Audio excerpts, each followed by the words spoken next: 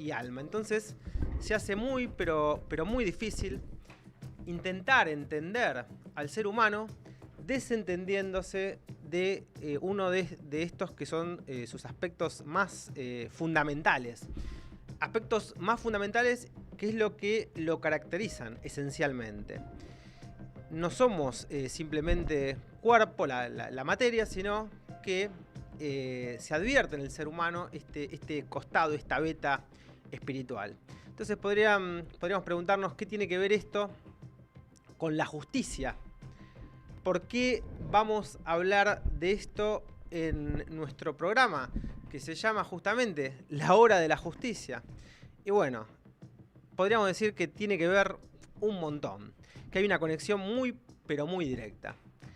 Miren, Francisco Carrara, que fue quizás uno de los más brillantes exponentes del derecho penal en el mundo entero, es el príncipe del derecho penal. Realmente no existe un autor que haya sido más citado que Francisco Carrara a lo largo de los últimos, me animaría a decir, 100 años de historia del derecho penal contemporáneo, ¿no?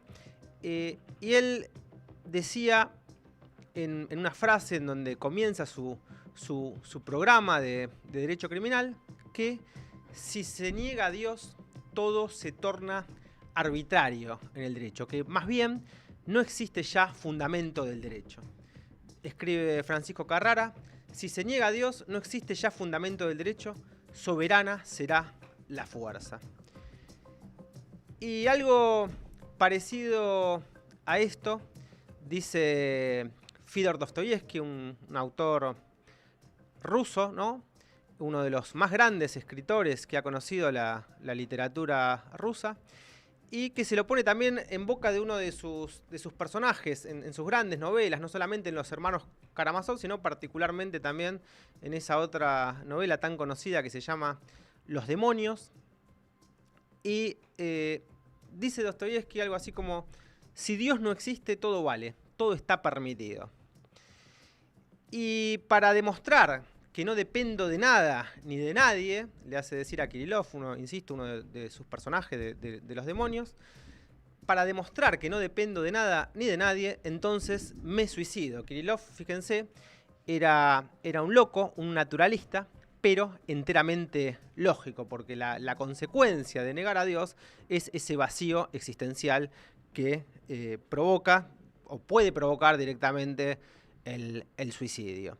Entonces, como decía Carrara, ¿no?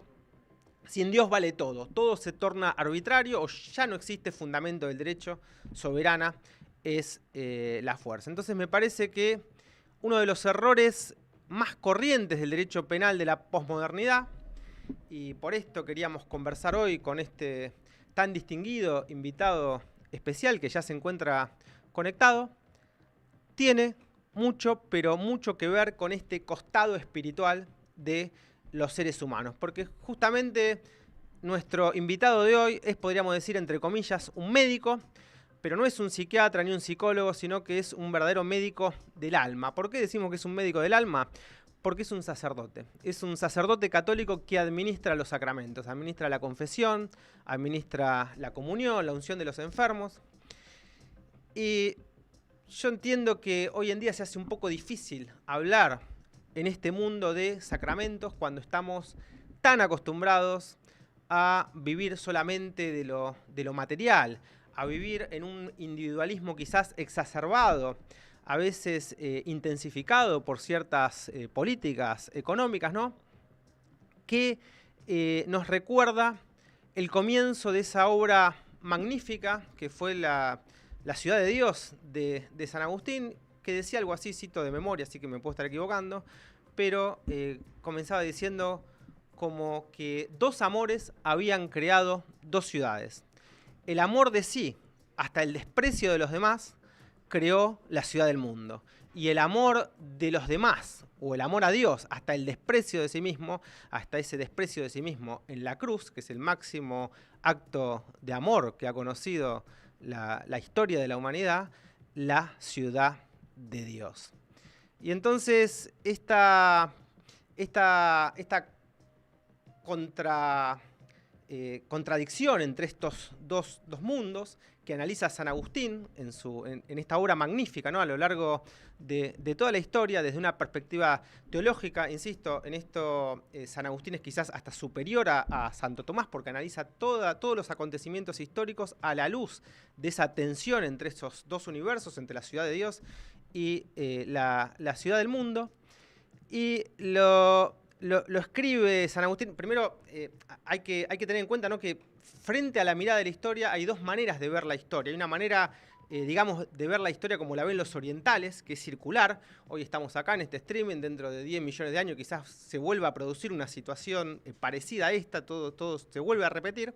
Y hay otra manera de ver la historia, que es la manera de ver la historia lineal, que es la occidental, que es las cosas tienen un comienzo y después en algún momento terminan. Y dentro de esta forma de ver las cosas lineal se la puede ver bajo la idea de un progreso indefinido, es decir, que las cosas, el universo tiene un comienzo, pero no tiene ningún fin. La sociedad va progresando, y esto en contraposición con la mirada de San Agustín, ¿no?, que la historia tiene un comienzo, tiene un nudo y tiene un desenlace o un fin de fiesta, digamos.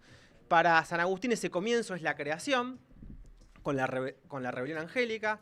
El nudo es la redención, la venida de Cristo, y ese fin de fiesta o ese desenlace es la redención. Entonces esto es lo magnífico de San Agustín, de analizar toda la historia a la luz de esta tensión, digamos, de esta contradicción entre estos dos universos, entre estos dos mundos, la ciudad de Dios y la ciudad del mundo. El individualismo exacerbado frente al amor a los demás hasta el desprecio de sí mismo. Así que hoy queríamos conversar sobre estas cuestiones.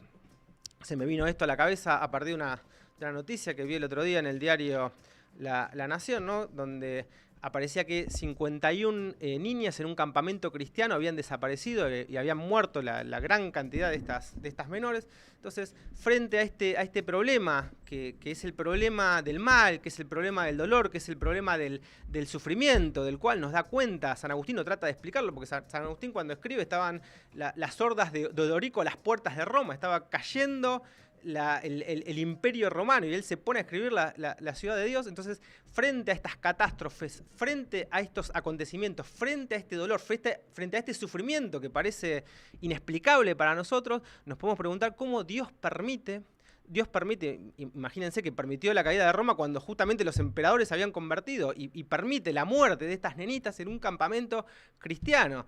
No decimos el dolor o el sufrimiento a partir de gente que no sé, que podría ser mala, o que uno puede decir, che, este se merecía sufrir. Estamos hablando del dolor o el sufrimiento de inocentes, de personas que realmente no se merecen sufrir. Entonces, frente al sufrimiento, frente a la muerte, frente al dolor, frente a ese sufrimiento máximo que es el dolor de la muerte, de la cruz, de Jesús en la cruz, ¿cómo explicamos? ¿Cómo podemos explicar? Y por eso queremos conversar hoy con el padre Martín. ¿Cómo explicamos que Dios permita tanto sufrimiento y tantas muertes en el mundo?